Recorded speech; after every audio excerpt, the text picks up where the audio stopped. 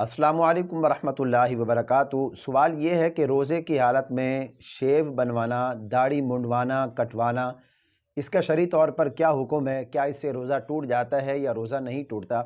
इसी तरह इससे मिलता जुलता एक और सवाल भी अक्सर व बेशतर किया जाता है कि क्या रोज़े की हालत में नाखून काट सकते हैं, इसी तरह बालों की कटिंग करवा सकते हैं या ज़ेरे नाफ बाल साफ़ करना, ये कैसा है? क्या इससे रोज़ा फासिद हो जाता है या इससे रोज़ा फासिद नहीं होता? आइए आज की इस वीडियो में रोज़े के मुतालिक ये अहम तरीन मसाइल हम जानते हैं।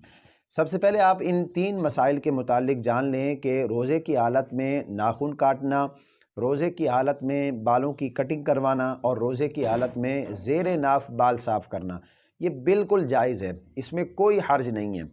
ना तो इससे आपका रोज़ा मकरूह होता है और ना ही इससे आपके रोज़े पर किसी किस्म का कोई फ़र्क पड़ता है। बाद लोग ये समझते हैं कि पूरे जिस्म का रोज़ा होता है तो रोज़े की हालत में नाखून नहीं काट सकते, नाखून काटेंगे तो अब रोज़ा तो पूरे जिस्म का है तो नाखूनों का रोज़ा टूट जाएगा, बालों की कटिंग करवाएंगे तो बालों का रोज़ा टूट जाएगा।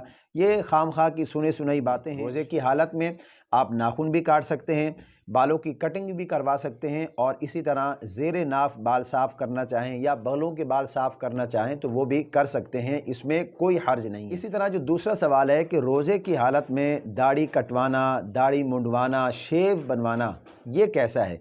याद रखिएगा, जिस तरह रोज़े के अलावा दाढ़ी कटवाना या मुंडवाना या शेव बनवाना, जो भी आप समझें, रोज़े के अलावा जिस तरह ये नाजायज़ और हराम है, रोज़े की हालत में भी ये काम नाजायज़ और हराम है। एक रोज़ेदार को चाहिए कि वो रोज़े की हालत में अपने आप को हर उस नाजायज़ और हराम काम से बचाए जिसको करने से अल्लाह और उसके रसूल ने मना फरमाया है। तो दाढ़ी सुन्नत मुबारक है, जिस तरह रोज़े के अलावा इसका कटवाना, मुंडवाना, शेव बनाना नाजायज़ और हराम है, रोज़े की हालत में भी हराम है। अब रहा ये सवाल कि क्या रोज़े की हालत में दाढ़ी मुंडवाने से, कटवाने से, शेव बनाने से रोज़ा फासिद होता है या नहीं होता? तो याद रखिएगा, रोज़े की हालत में इस तरह अगर आपने किया है, ये गुनाह और नाजायज़ तो ज़रूर है, लेकिन इससे आपका रोज़ा नहीं टूटेगा, रोज़ा आपका बाकी रहेगा। अलबत्ता ये है कि ये काम जिस तरह रोज़े के अलावा नाजायज़ और हराम है, इसी तरह रोज़े की हालत में भी ये नाजायज़ और हराम है, लेकिन इससे आपका रोज़ा फासिद नहीं होगा, रोज़ा आपका बरकरार रहेगा। रोज़ा किन सूरतों में टूटता है, किन सूरतों में नहीं टूटता, इस पर ऑलरेडी एक क्लिप हमारे यूट्यूब चैनल पर मौजूद है, उसका लिंक आपको इस वीडियो के डिस्क्रिप्शन में मिल जाएगा। ये ऊपर आई बटन के अंदर भी उसका लिंक जो है आपको नज़र आ रहा है, आप उससे जान पाएंगे कि रोज़ा किन सूरतों में टूट जाता है और किन सूरतों में नहीं टूटता।